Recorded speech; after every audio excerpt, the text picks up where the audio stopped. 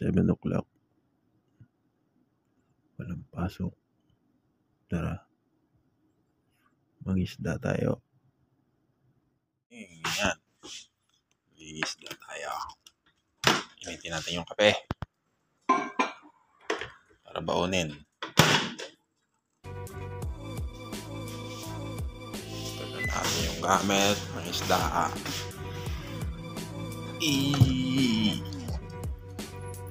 Baka na naman.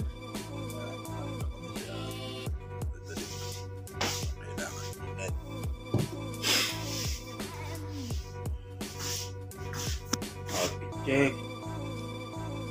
Teneng. Maniningwit ka ba talaga ilong kapal? Parang hindi Parang gigimik ka lang eh. Tara. Bilis ng araw. Direct na siya. Ayun. Good morning. Good morning. Good morning. Good morning, Japan.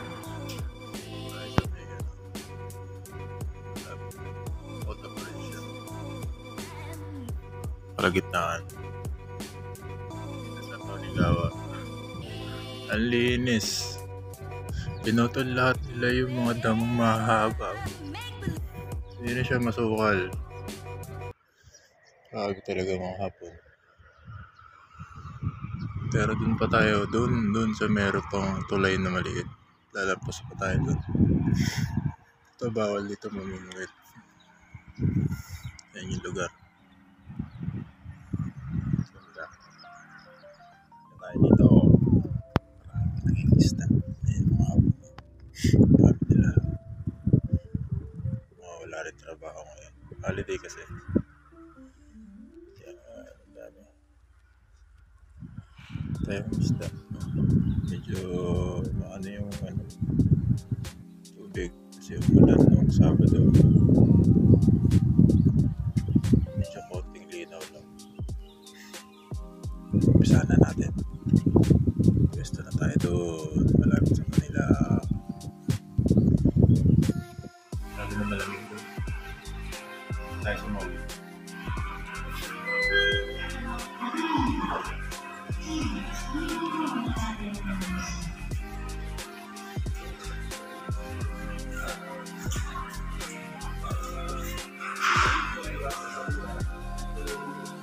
Pauwi na ako kanina.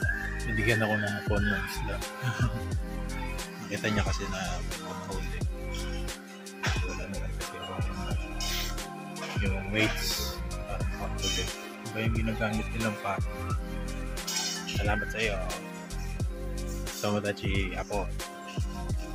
So yun na nga. Ano yung tayo sa bahay? Niluluto ko na yung isda. Binigay ng hapon. Masarap daw yan. Hindi ko na siya matitikman. Grill lang, grill. Nilagyan ko na siya ng toyo tsaka spices.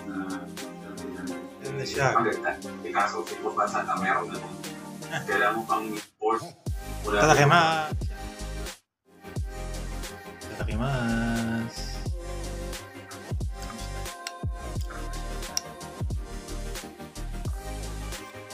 Hindi ko alam yung pangalan nito.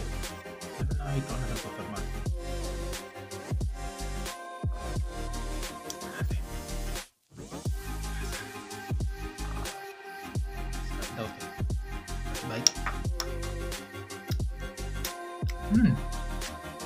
Panalo. Yummy. Yung laman niya parang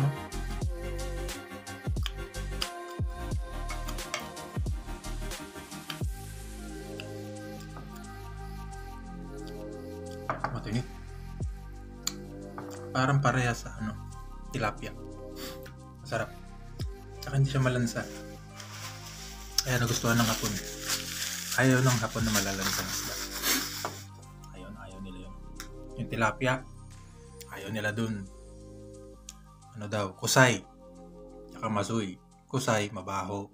Yung masoy, hindi masarap. Siyempre, kailangan may panulak. Sarap.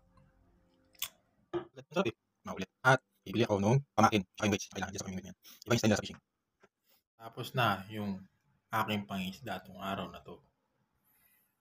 babalik ako doon at bibili ako ng pamain. Gagayahin ko yung style ng mga Japanese. Masarap yung isda. Salamat po sa panonood. God bless.